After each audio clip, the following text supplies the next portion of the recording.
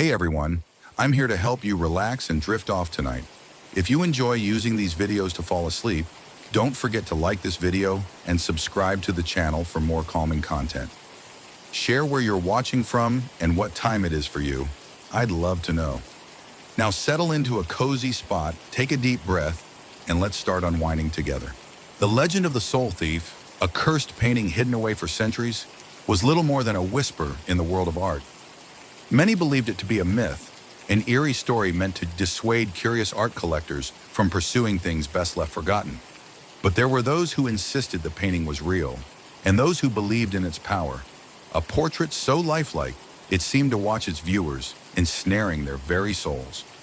It was said that whoever gazed too long into the eyes of the figure in the painting would lose a part of themselves, leaving behind only an empty shell of a person, drained of vitality, joy, and spirit.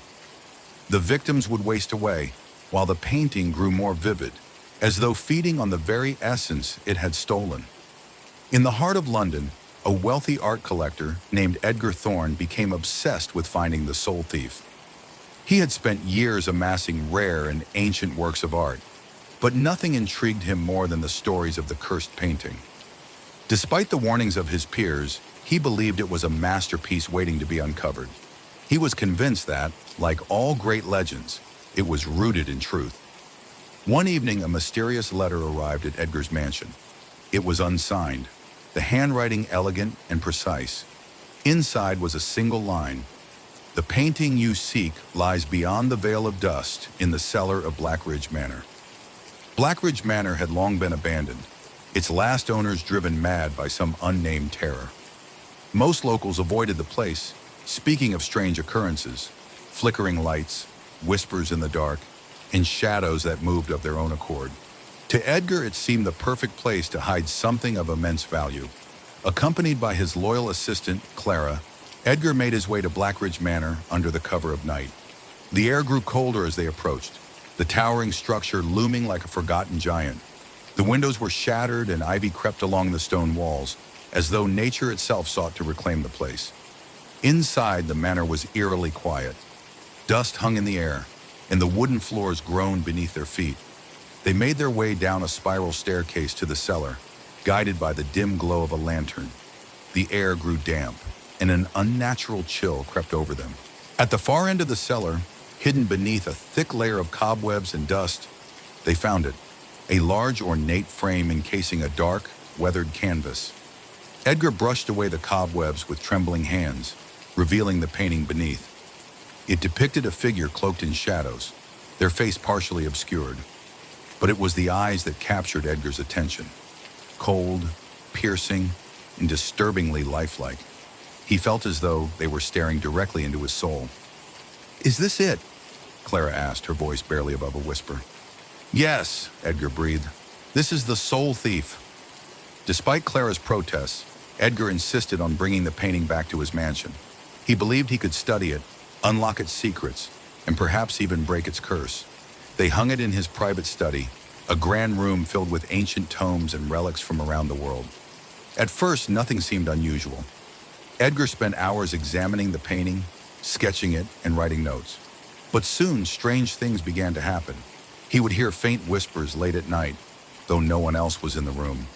The eyes of the figure in the painting seemed to follow him, no matter where he stood. Clara noticed the changes in Edgar too. He became more withdrawn, his once vibrant energy dimming. He rarely ate or slept, and dark circles formed under his eyes. Despite this, he refused to part with the painting. "I'm close," he insisted one evening, his voice hoarse. "I can feel it. There's something within the painting, something alive." One night, Clara awoke to the sound of footsteps echoing through the mansion. She found Edgar standing in front of the painting, staring into its eyes as though in a trance. His hand reached out toward the canvas, trembling. "Edgar!" Clara called out, but he didn't respond. Panicking, she rushed forward and pulled him away. He blinked as though waking from a dream and gasped for air. "I saw them," he whispered. "The soul trapped inside. They were calling to me." Clara realized then that the painting was far more dangerous than either of them had imagined. It didn't just steal souls, It imprisoned them. Every victim who had ever gazed into its eyes was still trapped within, their essence feeding the cursed masterpiece. Desperate to save Edgar, Clara turned to the old tomes in his library. She read about ancient curses and the power of binding spirits to objects. One book mentioned that such curses could only be broken by destroying the object, by fire. But when Clara suggested burning the painting, Edgar recoiled in horror. "No, it's too valuable," he shouted. "This is the find of a lifetime." "It's killing you, Edgar," Clara pleaded. "It's feeding on you. If we don't destroy it, you'll be lost forever." Torn between his obsession and the growing fear of his own fate, Edgar finally relented. Together, they carried the painting to the grand fireplace in the main hall. Clara doused it with oil, and with trembling hands, she lit a match. The flames roared to life, consuming the canvas. As the fire burned, a chilling wail echoed through the room, a chorus of voices as though the souls trapped within were being released. The air grew heavy, then suddenly light, as though a great weight had been lifted. When the fire died down, nothing remained of the painting but ash. In the days that followed, Edgar's health began to improve. The whispers stopped, and the mansion felt warm and welcoming once more. Though he mourned the loss of what could have been his greatest discovery, he knew it was the right choice. The legend of the soul thief ended that night, its curse broken, its victims freed. But the story lived on, a cautionary tale for those who sought to meddle with forces beyond their understanding. And so, the soul thief became a distant memory, a reminder that some masterpieces are best left undiscovered, and that not all treasures are meant to be possessed. The small coastal town of Saltmere was a quiet, unassuming place, known for its constant rain and the cobblestone streets that always glistened with moisture. Few tourists visited, preferring sunny destinations over Saltmere's perpetually gray skies. But beneath the dreary calm of the town lay a secret whispered by locals, a chilling tale of a spirit that haunted reflections in puddles. It began as mere folklore, a tale to frighten children into behaving. Parents warned their kids not to stare too long into puddles after the rain, claiming they might glimpse a pale figure staring back. Yet over the decades, there were enough strange incidents to keep the legend alive. And then came the disappearances. One cold autumn morning, Emily Harrington, a journalist from the city, arrived in Saltmere. She had heard the stories and thought it would make a great feature for her newspaper's Legends of England series. As she stepped off the bus, the drizzle had already begun, and the cobblestones shimmered with fresh rainwater. Puddles formed in the cracks, reflecting the overcast sky and Emily's cautious footsteps. Her destination was the Old Tide Inn, a centuries-old establishment run by a kindly but eccentric innkeeper named Mrs. Whitaker. The inn was nearly empty, save for a few locals who gathered in the evenings to exchange tales over pints of ale. "You've come about the puddle spirit, haven't you?" Mrs. Whitaker asked as she handed Emily her room key. Emily raised an eyebrow. "I didn't mention anything about that." Mrs. Whitaker chuckled softly. "You didn't have to. Folks only come to Saltmere for two reasons, fishing or ghosts, and you don't look like a fisherwoman." That evening, as the rain tapped gently against the windows of the inn, Emily joined the locals by the fire. Among them was Tom Hensley, an old fisherman with a face weathered by years at sea. "You'll want to know the truth about the spirit," he said, his voice low and gravelly. "It's not just some children's tale. I've seen it myself." The room grew quiet as everyone leaned in, eager to hear Tom's story. "It was years ago, after a heavy storm. The streets were flooded and puddles were everywhere. I was walking home late at night when I noticed something strange. In one of the puddles I saw my reflection, but there was something else too. A pale figure stood behind me, though when I turned, no one was there." "What did you do?" Emily asked, her voice steady, but her hands tightening around her notebook. "I ran," Tom admitted, "but the figure followed me in the puddles. Every time I looked down, it was closer. I didn't stop until I reached my house, locked the door, and covered every reflective surface." "And did it stop?" Another local, George, chimed in. Tom nodded slowly. "For me, yes, but others haven't been so lucky." Determined to get to the bottom of the legend, Emily decided to explore the town the next day. She visited the local library and pored over old records, One entry from the 18th century caught her attention. It described a woman named Eleanor Blackwell, accused of witchcraft and drowned in a marsh just outside Saltmere. The villagers believed her spirit had cursed the town, haunting the water and reflections ever since. As she left the library, the rain had picked up, forming large puddles on the cobblestone streets. She tried to avoid looking down, but curiosity got the better of her. Peering into a puddle, she saw nothing unusual, just her own reflection. Relieved, she turned to head back to the inn, but as she walked, she felt an inexplicable chill run down her spine. Glancing into another puddle, she froze. Behind her reflection stood a faint, pale figure with hollow eyes. Emily spun around, but the street was empty. Heart pounding, she quickened her pace. Every puddle she passed seemed to hold the same haunting figure, growing clearer and closer with each step. By the time she reached the inn, she was breathless, her mind racing with fear and disbelief. That night, Emily couldn't sleep. She kept seeing the figure in her mind every time she closed her eyes. Frustrated and terrified, she decided to confront Mrs. Whitaker. "I saw it," Emily confessed. "The spirit in the puddles. It's real." Mrs. Whitaker's expression darkened. "You shouldn't have looked," she said softly. "Once you see it, it doesn't stop until it takes you." "What do you mean, takes me?" Emily demanded. "The spirit, Eleanor, it seeks to drag people into her world, into the reflections. That's why people disappear." "There must be a way to stop it," Emily insisted. Mrs. Whitaker hesitated before replying. "There's an old ritual, one that hasn't been tried in years. It's dangerous, but it might be your only chance." Guided by Mrs. Whitaker, Emily gathered the necessary items: a silver mirror, black candles, and a vial of salt water from the marsh where Eleanor had been drowned. The ritual had to be performed at midnight, near the largest puddle in the town square. As the clock struck 12, Emily lit the candles and positioned the mirror over the puddle. The rain had momentarily stopped, leaving the surface of the puddle eerily still. She poured the salt water into the puddle and began reciting the incantation Mrs. Whitaker had given her. At first, nothing happened. Then the water rippled violently, and the pale figure of Eleanor emerged, her ghostly form rising from the puddle. Her eyes were filled with sorrow and rage. "Why do you haunt this town?" Emily asked, her voice trembling but firm. "I was wronged," the spirit whispered, her voice echoing as though from a great distance. "Betrayed by those I trusted, I seek justice." Emily took a deep breath. "You don't have to hurt anyone anymore. Let me help you find peace."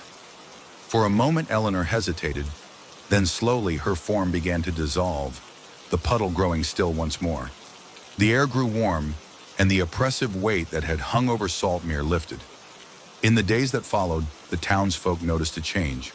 The rain continued to fall, but the haunting presence in the puddles was gone.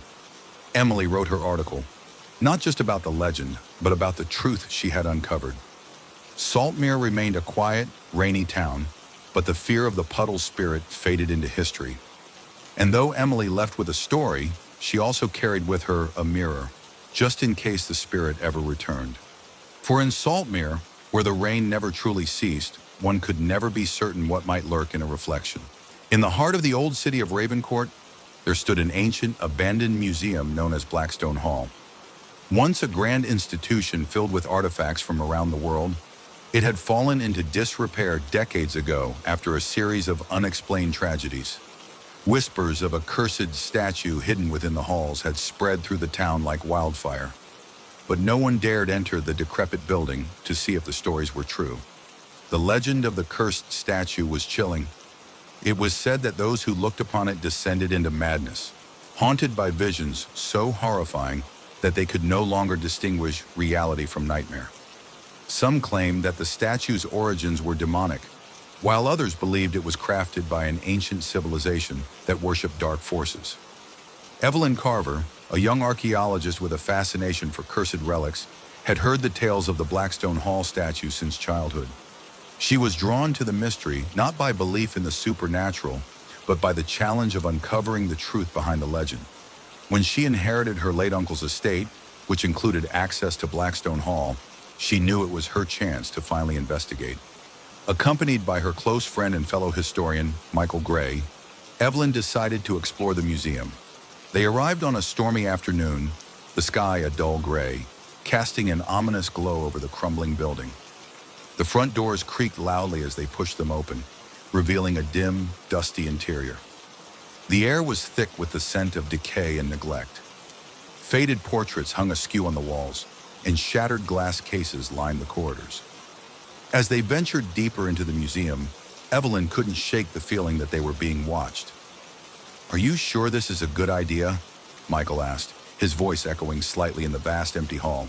"Come on, Michael, it's just an old story," Evelyn replied, trying to sound confident. "We'll take a few pictures, document the statue, and leave. Nothing to be afraid of." After hours of searching, they finally found it in a hidden chamber at the back of the museum. The statue stood on a cracked pedestal, draped in a tattered black cloth. Evelyn hesitated for a moment before pulling the cloth away, revealing the figure beneath. The statue was grotesque, a humanoid figure carved from a dark, polished stone.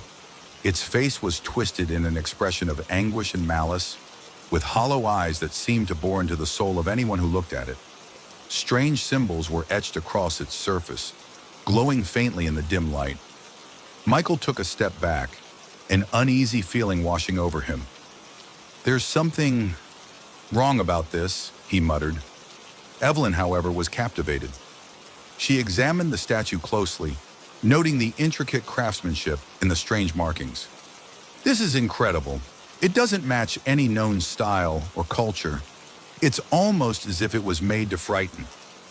Michael turned away, unwilling to look at the statue any longer. "Let's take a few photos and get out of here." But before they could act, a low, almost imperceptible hum filled the room. The air grew colder, and shadows seemed to stretch and dance along the walls. Evelyn felt a sudden dizziness, as if the room itself was spinning. I think we should leave now," Michael said urgently, grabbing her arm. But it was too late. Evelyn's gaze had locked onto the statue's eyes, and she couldn't look away. That night, Evelyn began to experience strange visions. Shadows moved in the corners of her room, whispering her name. She saw images of the statue wherever she looked, etched into the walls, reflected in mirrors, even appearing in her dreams. The whispers grew louder, more insistent, until they became screams. Michael, concerned for her well-being, returned to her house the next morning. He found her pacing the living room, muttering incoherently. "Evelyn, what's going on? Are you okay?" he asked, but she didn't respond. Her eyes were wild and her hands trembled as if she were fighting an unseen force. I can't stop seeing it," she whispered finally. "It's everywhere. It's watching me." Realizing that the curse might be real, Michael decided they needed help. He reached out to Professor Howard Blake, a retired historian and occult expert who had studied Blackstone Hall's history. Blake listened carefully as Michael recounted their experience in Evelyn's deteriorating condition. "You should never have uncovered that statue," Blake said gravely. "It was cursed by its creator to drive anyone who gazes upon it into madness. The symbols carved into it are not merely decorative. They're seals, meant to bind a malevolent entity within the stone." "Is there any way to break the curse?" Michael asked desperately. Blake hesitated. "There's a ritual, but it's dangerous. It requires confronting the spirit trapped within the statue and banishing it back to the void. If it fails, the curse will claim not just Evelyn, but anyone involved." That night, under Blake's guidance, they prepared for the ritual. They gathered ancient texts, lit black candles, and drew a protective circle around the statue, which they had reluctantly brought back to Evelyn's house. Evelyn sat in the center, trembling but determined to rid herself of the curse. As Blake began chanting the incantation, the room grew icy, and the shadows deepened. The statue's eyes began to glow, and an unearthly wail filled the air. Evelyn screamed as the entity within the statue tried to take hold of her mind. "Hold on, Evelyn," Michael shouted, gripping her hand tightly. The symbols on the statue began to glow brighter, and cracks appeared on its surface. Blake continued the chant, his voice steady despite the chaos around him. Finally, with a deafening crack, the statue shattered, releasing a blinding light. The entity let out one final shriek before vanishing into the void. Evelyn collapsed, breathing heavily. The whispers were gone. The curse had been lifted. In the days that followed, Evelyn began to recover. The visions faded, and her mind became clear once more. Blackstone Hall was sealed off permanently, its dark secrets left to rot with time. Though the curse had been broken, Evelyn knew she would never forget the terror she had experienced. She continued her work as an archaeologist, but she now approached every artifact with caution, knowing that some mysteries are better left unsolved. As for the cursed statue, its fragments were buried deep beneath the earth, far from prying eyes. Yet in the quiet corners of Ravencourt, some still whispered that its spirit lingered, waiting for the day it could rise again. In the quiet town of Ashcroft, nestled in a valley surrounded by thick woods, there was an old manor at the edge of town. It had stood for centuries, its windows cracked and dark, its once grand gardens overgrown with thorny bushes. No one dared go near it, not because of creaking floors or eerie drafts, but because of the ghost that was said to haunt its halls. The legend was peculiar. Unlike other spirits that brought terror and harm, this ghost whispered truths. The townsfolk called it the Whisperer, and it didn't merely speak any truth. It spoke the kind of truth that people didn't want to hear, the kind that could ruin lives, destroy friendships, and shatter illusions. One evening, a group of friends gathered in the dimly lit diner in Ashcroft's main square.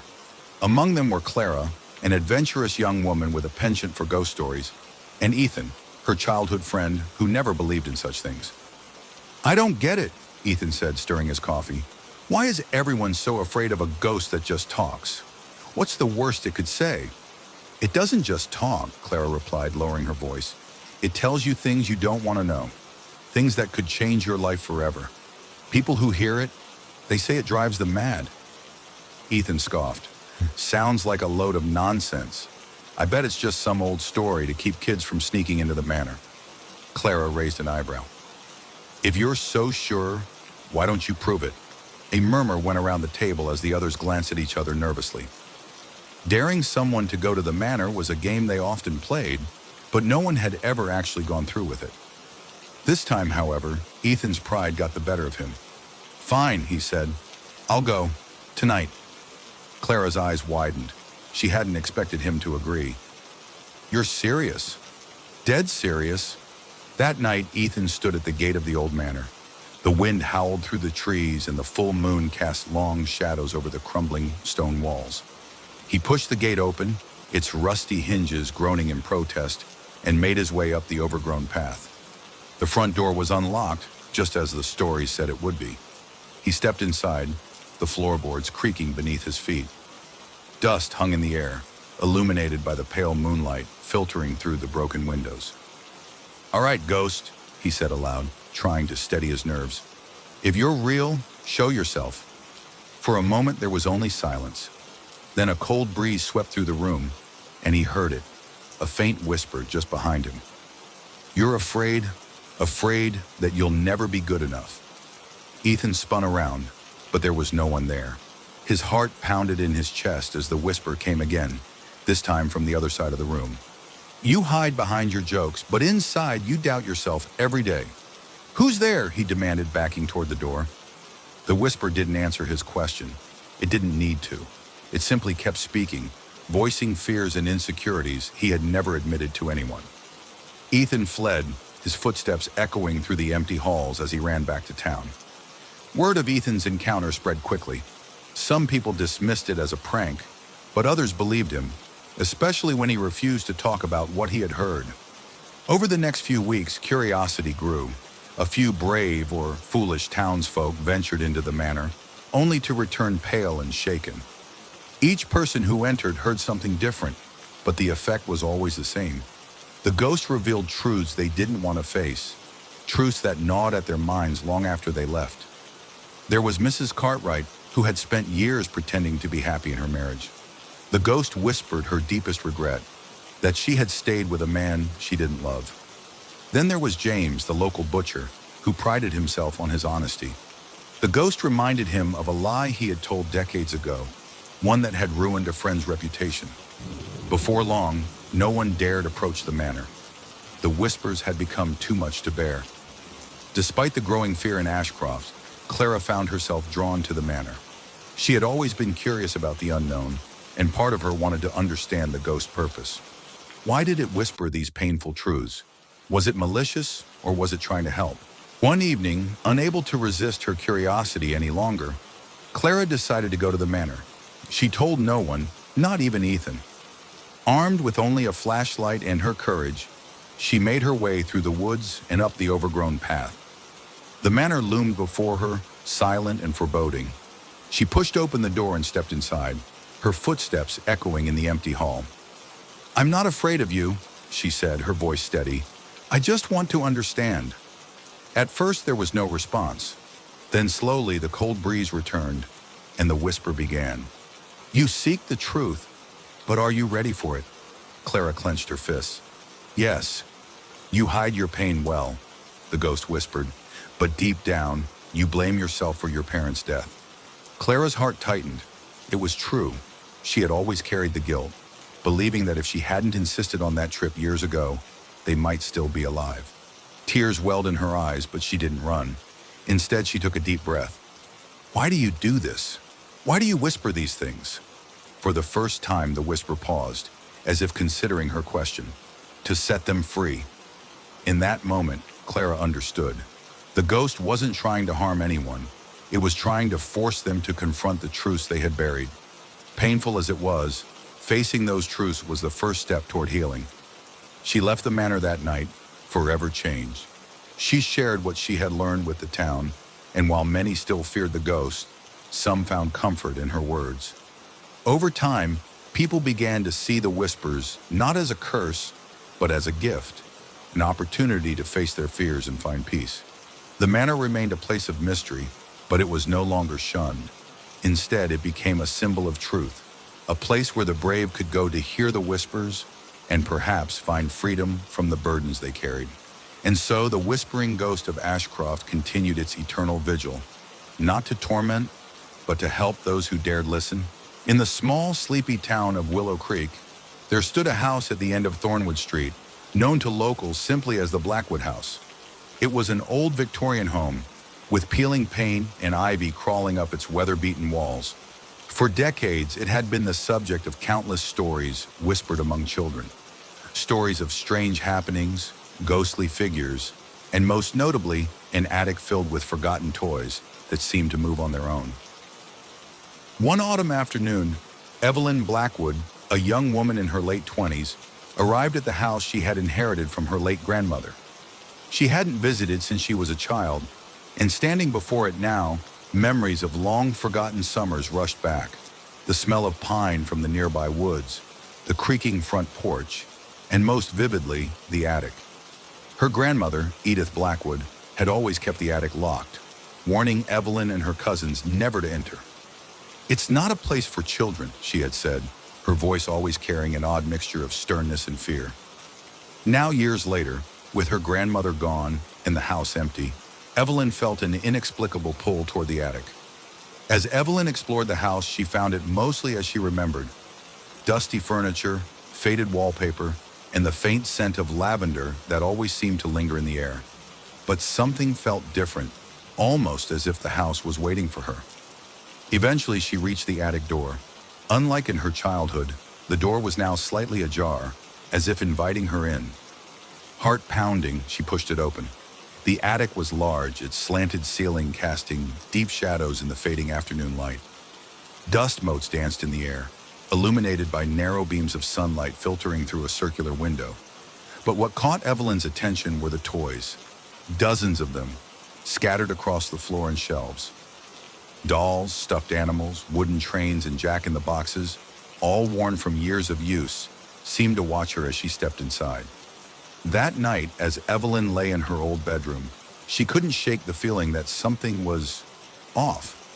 The house was unnervingly quiet, save for the occasional creak of the floorboards, as if someone or something was moving around. Just as she was about to drift off to sleep, a soft sound reached her ears. It was faint but unmistakable, the delicate tinkling of a music box.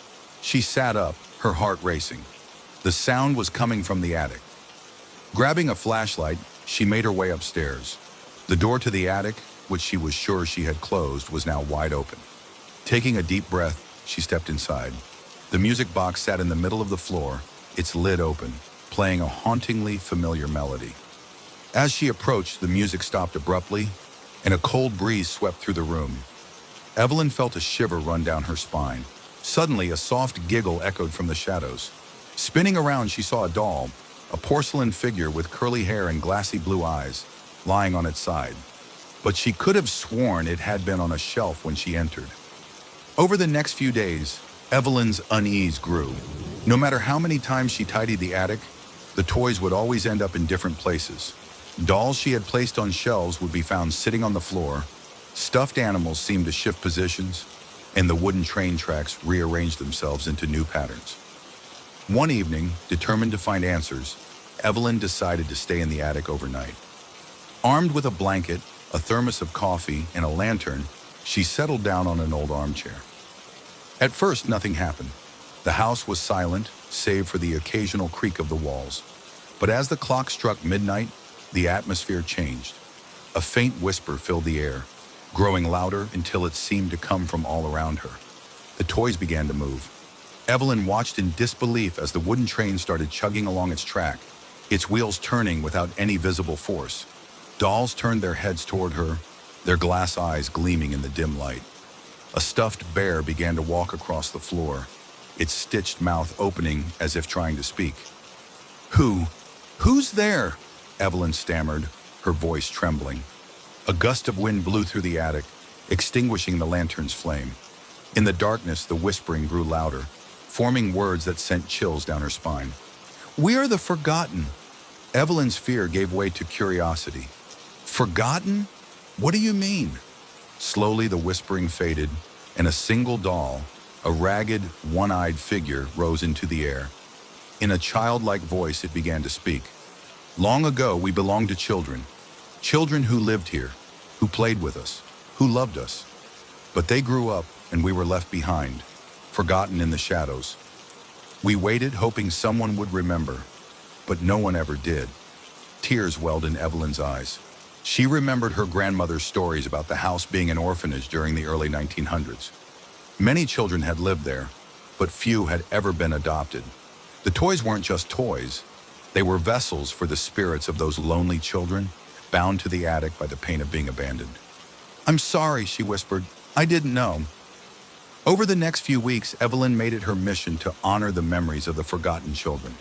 She cleaned the attic, restored the toys, and even opened a small museum dedicated to the house's history. Visitors came from all over to see the collection, and as they did, the spirits seemed to grow quieter, their whispers turning from sorrow to gratitude. One night, as Evelyn sat in the attic, she felt a warm breeze brush past her. Looking around, she saw the toys arranged neatly, as if in farewell. The same childlike voice spoke one last time. "Thank you for remembering us." And with that, the toys fell still, their spirits finally at rest.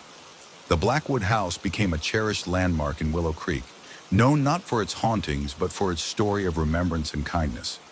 Evelyn remained its caretaker, dedicating her life to preserving the history of the children who once lived there. And though the toys never moved again, Evelyn sometimes thought she could still hear faint laughter in the attic, echoes of the forgotten children, now at peace. On a lonely stretch of coast far from bustling cities and the noise of civilization, there stood a forgotten lighthouse. Known by the locals as Solitude Beacon, it had once guided ships safely through treacherous waters, but time, storms, and advancing technology had left it abandoned, its light extinguished for decades. Few dared to venture near the crumbling structure, not because of any real danger, but because of the stories. Whispers of a ghostly figure bound to the lighthouse, forever keeping a light that no longer burned. Elias Hart, a marine historian, had grown up hearing tales of the Solitude Beacon and the spirit that haunted it. As a child, he would listen wide-eyed as his grandfather, an old sailor, spoke of a tragic storm that had claimed the life of the lighthouse keeper, Walter Gray, nearly a century ago. According to legend, Walter had died trying to save a shipwrecked crew, and his spirit remained bound to the lighthouse, unable to find peace. Now, years later, Elias was determined to uncover the truth. He had spent his life studying old maritime legends, but this one felt personal. Armed with research notes, a lantern, and a sturdy pair of boots, He set out for Solitude Beacon on a cold, windy evening. Reaching the lighthouse just as dusk fell, Elias was struck by its eerie beauty. The once proud tower was weather-beaten, its paint peeling and stones worn smooth by years of salty winds. The air was thick with the scent of the sea, and waves crashed relentlessly against the rocks below. Pushing open the creaky wooden door, he stepped inside. The interior was dark and damp, cobwebs clinging to the walls. He climbed the spiral staircase, each step echoing in the silence, until he reached the lantern room at the top. To his surprise, the large glass windows were clean, as if someone had been tending to them. But what truly caught his attention was the ancient lamp. It looked as though it had been recently polished. Elias reached out to touch it, but before his fingers made contact, a cold gust of wind blew through the room, extinguishing his lantern. "Who's there?" Elias called, his voice steady despite the chill running down his spine. At first, there was only silence. Then a faint glowing figure appeared near the lamp, a man in an old keeper's uniform, his face pale and solemn, eyes fixed on Elias. "I keep the light," the figure said softly, "even if no one sees it." Gathering his courage, Elias asked, "Are you Walter Gray?" The spirit nodded slowly. "I am, and I remain as I must." "Why are you still here?" Elias pressed. "Why haven't you moved on?" Walter's expression grew pained. "Because I failed. That night, the storm was fierce and a ship was lost. I tried to save them, but I was too late. The light went out when they needed it most. I died with the weight of that failure, and so I remain bound to this place, keeping a light that no longer matters." Elias listened intently, his heart heavy with sympathy. He had read about the storm in old records. It had been one of the worst in the region's history, with multiple ships lost. But no record mentioned Walter's efforts to save the crew, only that the lighthouse had gone dark during the storm. "You didn't fail," Elias said gently. "You did everything you could. The storm was beyond anyone's control." Walter shook his head. "The dead don't care for excuses. They call to me, night after night, from the depths. I hear their voices in the wind, begging for the light." As if in response to Walter's words, the wind outside howled, and Elias could hear faint, mournful cries carried on the breeze. He shivered, realizing that the spirit was not imagining things. There was something supernatural tied to this place, something that kept Walter trapped. Maybe they need closure," Elias suggested. "Maybe they're not calling you to keep the light. They're calling you to let go." Walter seemed to consider this, his form flickering slightly. "I've tried, but their cries grow louder when I do. I fear leaving them in darkness forever." Elias thought for a moment, then said, "What if we light the lamp one last time? Together. Give them a final light to guide them, a way to move on." The spirit hesitated, then nodded. "It may work, but the lamp, it hasn't burned in years." "I came prepared," Elias said, pulling a can of oil from his bag. "Let's try." Working quickly, Elias filled the lamp and adjusted the wick. Walter watched silently, his translucent form flickering like a candle in the wind. When everything was ready, Elias struck a match and lit the wick. The flame sputtered, then caught, casting a warm golden glow throughout the room. As the light grew brighter, the wind outside seemed to calm, and the cries in the distance softened. Walter stepped closer to the lamp, his expression one of awe and relief. "They see it," he whispered. "They see the light." For a brief moment, the room was filled with a radiant glow, as if the souls of the lost sailors were passing through, finally at peace. Walter turned to Elias, a look of profound gratitude on his face. "Thank you," he said. "You've done what I could not." With those final words, Walter's form began to fade. The weight of his century-long burden lifted. As he disappeared, the lamp flickered one last time, then went out. Elias descended the lighthouse steps in silence, the weight of what he had just witnessed sinking in. The wind had died down, and the night was calm. Looking back at Solitude Beacon, he felt a sense of closure, not just for Walter Gray, but for the countless souls who had been lost at sea. In the years that followed, Elias published a book about the forgotten lighthouse and its haunted keeper. Solitude Beacon became a place of remembrance, a symbol of hope and courage for sailors and their families. And though the lighthouse remained abandoned, locals often claimed that on stormy nights, a faint light could still be seen shining from its tower, a beacon of peace guided by a spirit who had finally found his own. In a small, forgotten village nestled deep in the woods, an eerie legend persisted for generations. Locals spoke in hushed tones of a ghostly child who appeared only at twilight. Those who followed her vanished, never to be seen again. They called her the Whispering Child, a pale, silent figure who beckoned lost souls into the afterlife. Long ago, before the village was shrouded in fear, it was a thriving community known for its orchards and peaceful meadows. But one fateful winter, a terrible plague swept through the region, claiming the lives of many, including dozens of children.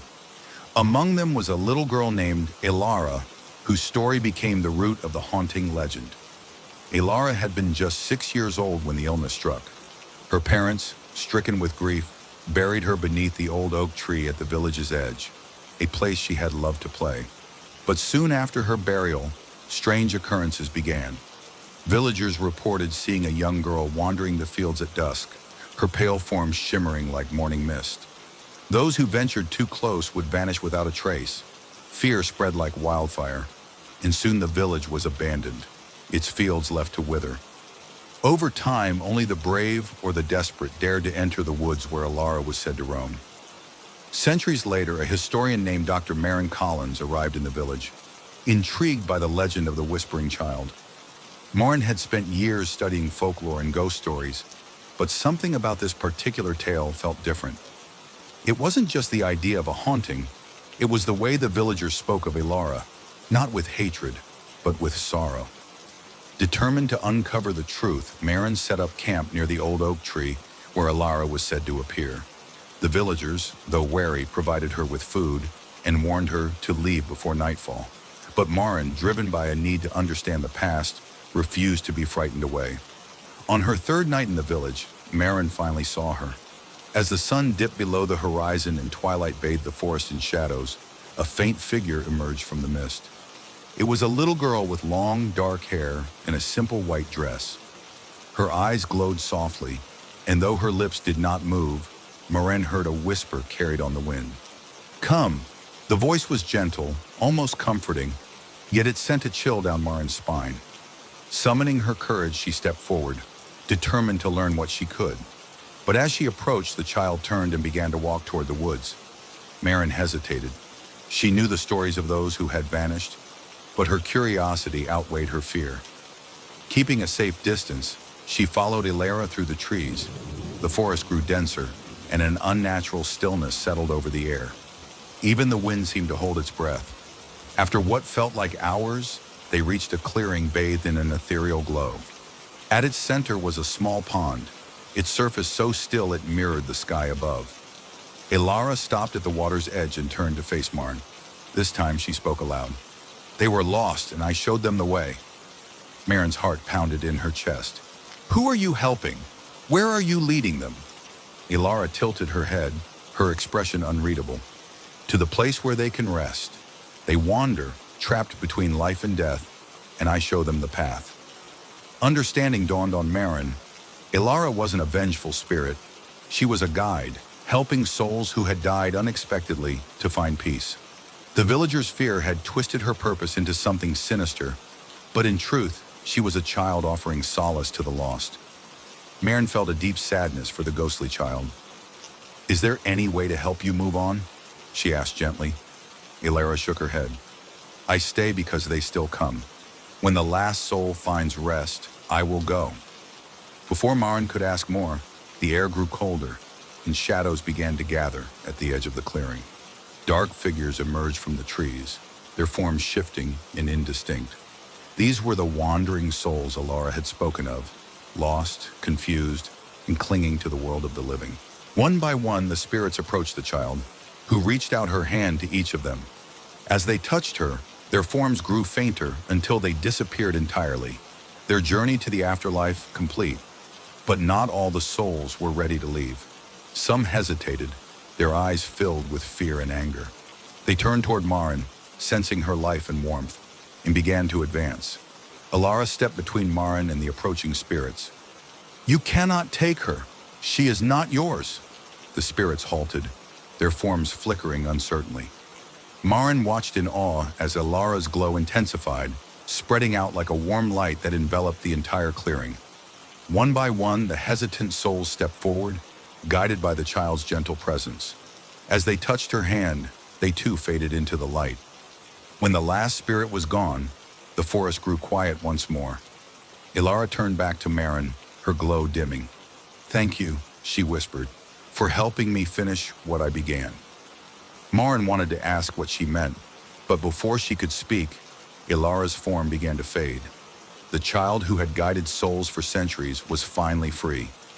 Marin returned to the village, forever changed by what she had witnessed. She documented the true story of Ilara, the brave, selfless child who had spent centuries helping lost souls find peace. Her work brought new life to the village, turning it into a place of remembrance rather than fear.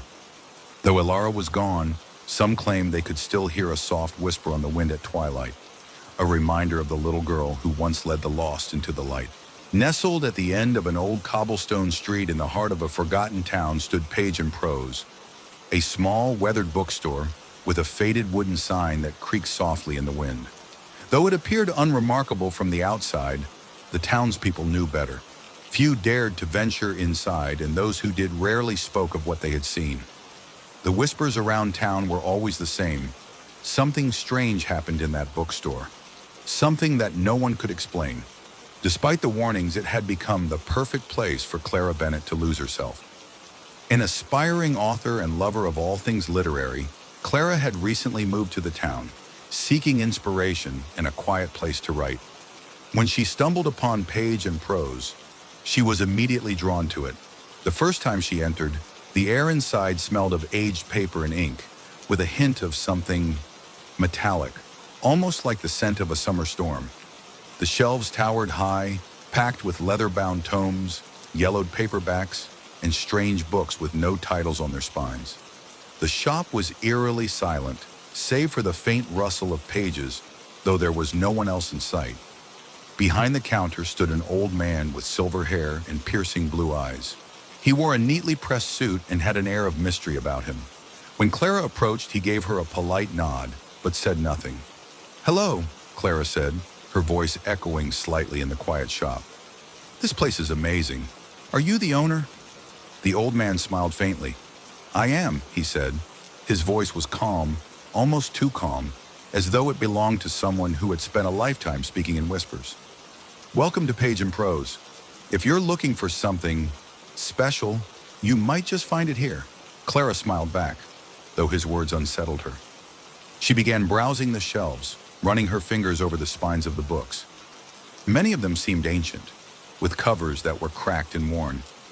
Some had strange symbols etched into their leather bindings, while others appeared so new they looked as if they had just been printed. Clara pulled out a book titled Legends of the Forgotten Sea. As she opened it, a cold draft swept through the store, causing the candles on the counter to flicker. She barely noticed, too engrossed in the vivid illustrations of ghostly ships and monstrous sea creatures. But then something extraordinary happened.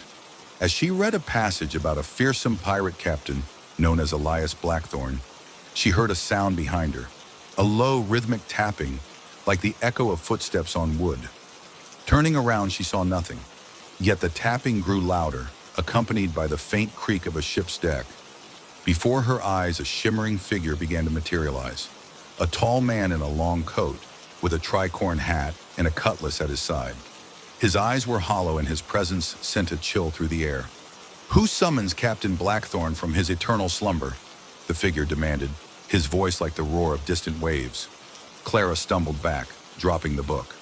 The moment it hit the floor, the figure vanished, leaving only a lingering coldness in the air. Heart pounding, she looked around, half expecting someone to laugh and tell her it was a prank. But the store remained as silent as ever, and the old man behind the counter merely gave her a knowing smile. "You found one of our more lively volumes," he said. "Be careful what you read here. Not all stories are content to stay on the page."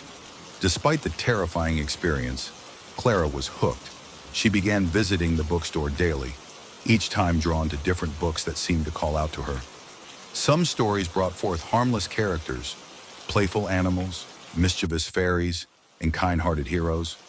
Others unleashed darker presences, shadowy figures that lingered at the edges of her vision, whispering secrets she couldn't quite understand. One day she stumbled upon a peculiar book with no title and no author. Its cover was plain black, and the pages were blank. Curious, she asked the owner about it.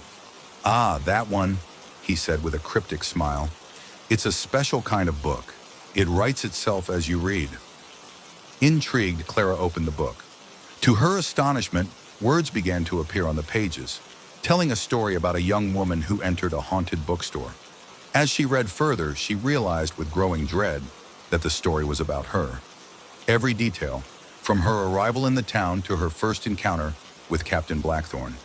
"What is this?" she demanded, her voice trembling. "It's your story," the old man said simply. Page and Prose isn't just a bookstore. It's a place where stories come to life, literally. And once a story begins here, it must be finished. As the days passed, Clara found herself unable to stay away from the bookstore.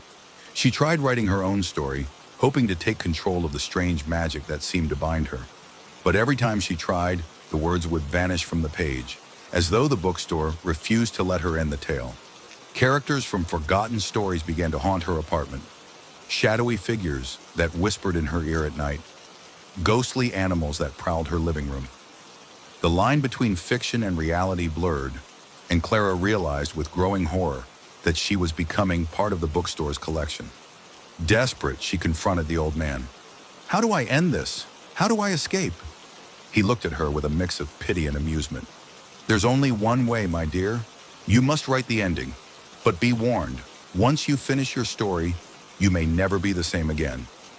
Determined to break free, Clara returned home and began writing.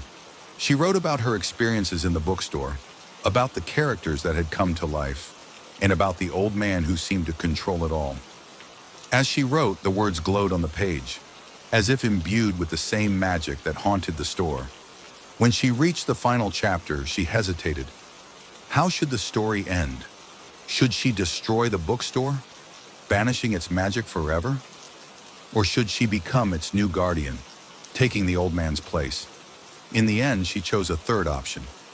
She wrote herself walking away from the bookstore, free from its grasp, but leaving the door open for those who sought the magic of stories. As she wrote the final sentence, a blinding light filled the room, and she felt a weight lift from her shoulders. The next day, when she returned to the street, Page and Prose was gone. In its place was an empty lot, as though the bookstore had never existed. But Clara knew better. Somewhere in some forgotten corner of the world, the haunted bookstore still waited, ready to lure in another storyteller. And she finally finished her first novel, a tale about a haunted bookstore where stories came to life.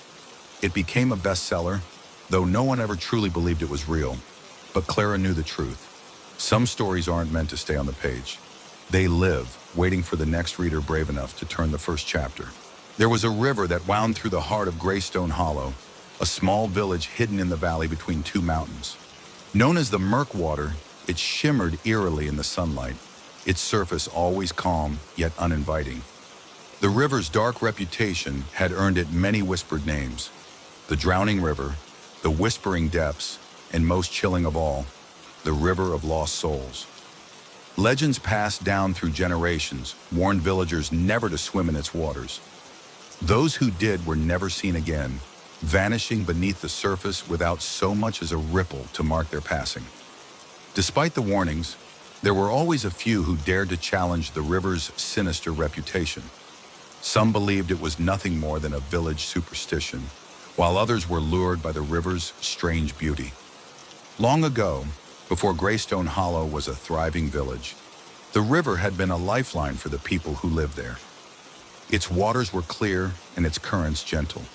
According to ancient stories, the river was home to a benevolent spirit, a guardian who blessed the land and its people with bountiful harvests and pure water.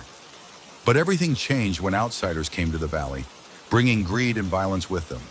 They sought to control the river, building dams and polluting its waters in their quest for wealth. The guardian spirit, heartbroken and enraged by the desecration of her home, withdrew deep into the river's depths. Her sorrow turned to wrath, and she cursed the waters. From that day on, anyone who entered the river would be pulled under by unseen hands, never to resurface. As time passed, the legend grew, and the villagers learned to fear the murk water. They built their homes far from its banks, and only ventured near it to draw water or fish from its edge. Even then, they always stayed vigilant, wary of the river's haunting pull. One summer evening, a group of local teenagers gathered near the riverbank. Among them was Ethan, a brash and headstrong boy known for his reckless dares, and Lena, his childhood friend who often tried to talk him out of trouble. The others included Mark, Claire, and Sam, who followed Ethan's lead more out of fear of being ridiculed than genuine bravery. "You're all scared of a stupid story," Ethan taunted, skipping a stone across the water's glassy surface. "It's just a river. Nothing's going to happen if we go in." "You're crazy, Ethan," Lena said, crossing her arms. "You know what they say about the river. People disappear." "Stories to keep kids from having fun," Ethan scoffed. "Watch this." Before anyone could stop him, he stripped off his shirt and waded into the water. The river felt colder than he expected, sending a chill through his bones. But he wasn't about to back down in front of his friends. He swam a few strokes out, grinning back at them. "See? I'm fine," he called, splashing the water playfully.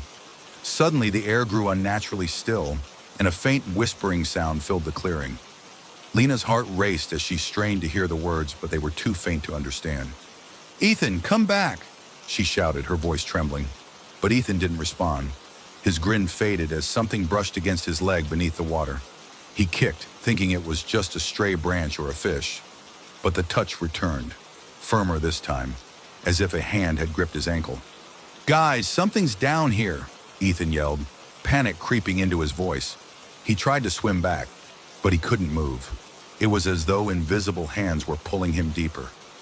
The others watched in horror as Ethan struggled, his arms flailing wildly.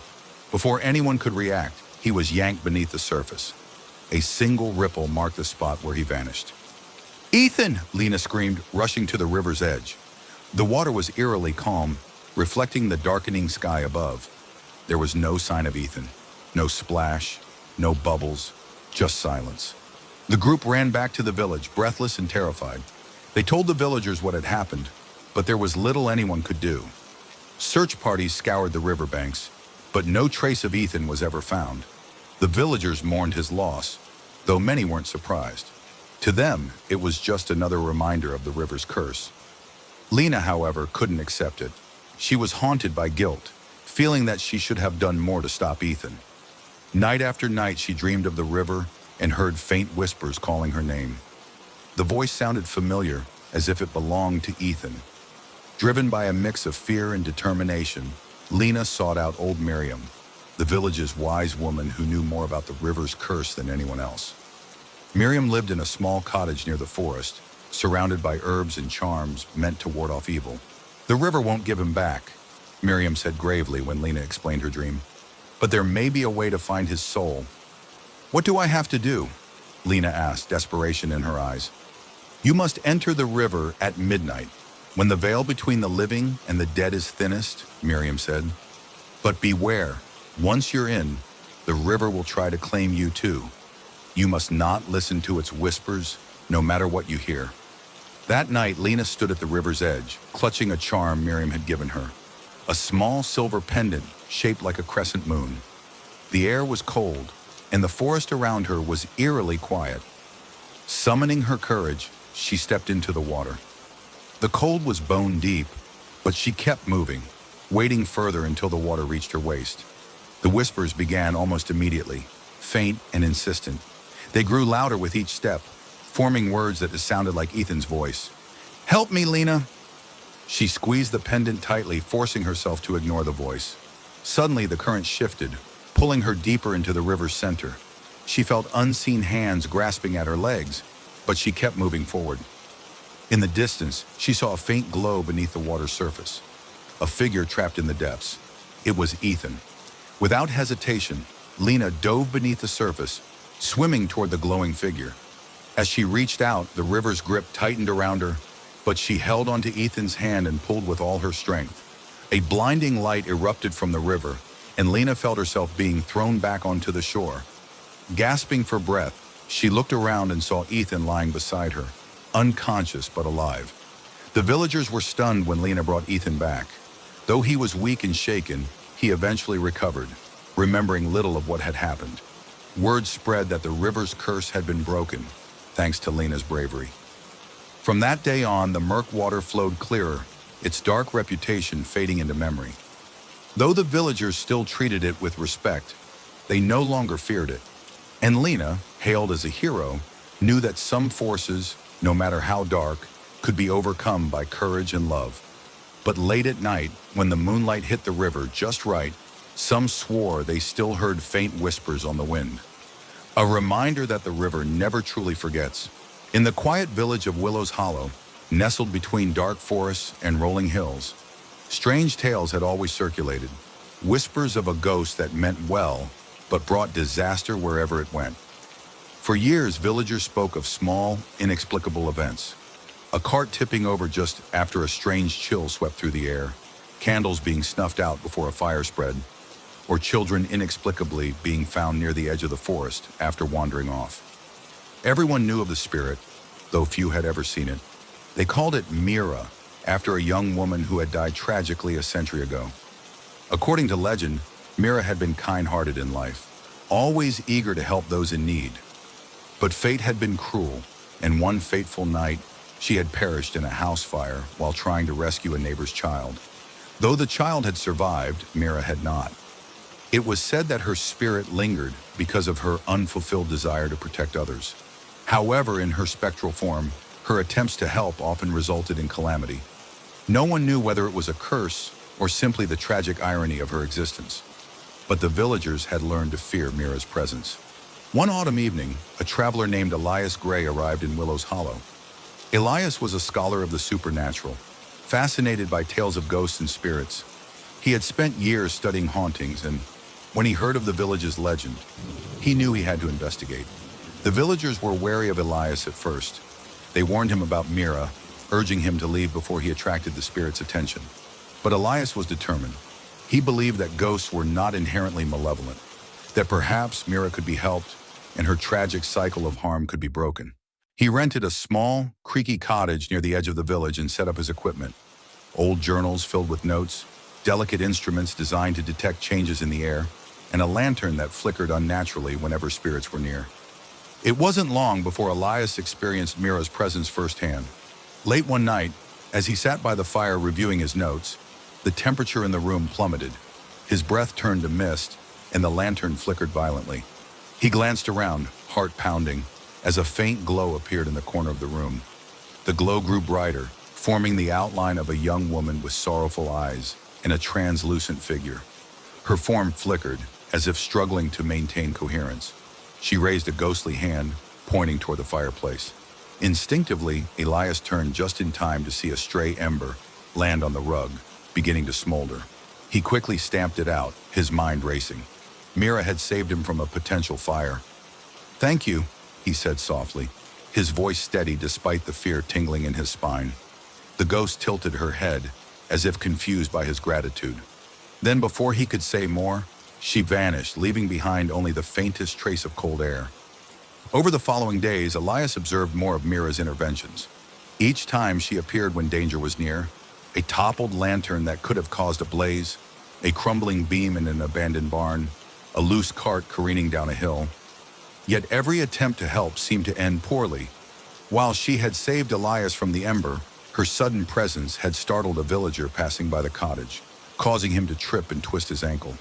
In another instance, Mira had tried to warn a farmer of a broken fence. The farmer, startled by her ghostly form, had fled in terror, leaving his livestock to scatter. It became clear to Elias that Mira's intentions were good, but her presence, cold, unsettling, and sudden, caused more harm than good. She was trapped in a cruel paradox, unable to stop trying to help, yet doomed to cause chaos each time she did. Determined to help Mira find peace, Elias delved deeper into the village's history. He visited the old church, where dusty records told the story of Mira's life and tragic death.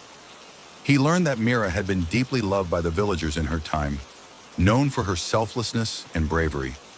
But there was one entry that caught his eye, a note written by the village priest shortly after Mira's death. She died with regret in her heart. She believed she failed to save the child, though the boy lived.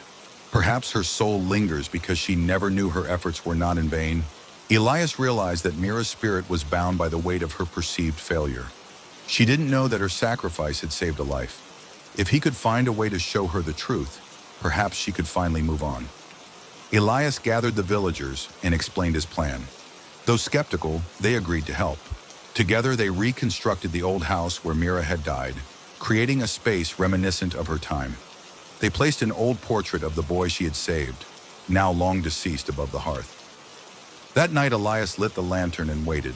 As the hour grew late, Mira appeared once more, her figure flickering as before. This time, Elias spoke to her gently. "Mira, you didn't fail. The child lived because of you. Your sacrifice was not in vain." He gestured toward the portrait. Mira's gaze followed his hand, her ghostly eyes widening as she took in the image of the boy she had saved. A soft light began to emanate from her form, growing brighter and warmer. For the first time, Mira's expression softened into one of peace. Slowly, she began to fade, her outline dissolving into shimmering light. As she vanished, the coldness in the room lifted, replaced by a gentle warmth. The next morning, the villagers awoke to find the air in Willow's Hollow lighter, as if a great weight had been lifted. The sense of unease that had hung over the village for years was gone. Mira's spirit had finally found peace. Elias stayed in the village for a time, writing about his experiences and sharing the story of Mira, the misguided spirit who only ever wanted to help. His tale spread far and wide, inspiring others to see spirits not as threats, but as lost souls in need of understanding. And so the legend of Mira the ghost became one not of fear, but of hope. A reminder that even in death, kindness endures, and that sometimes all it takes to break a curse is a little compassion.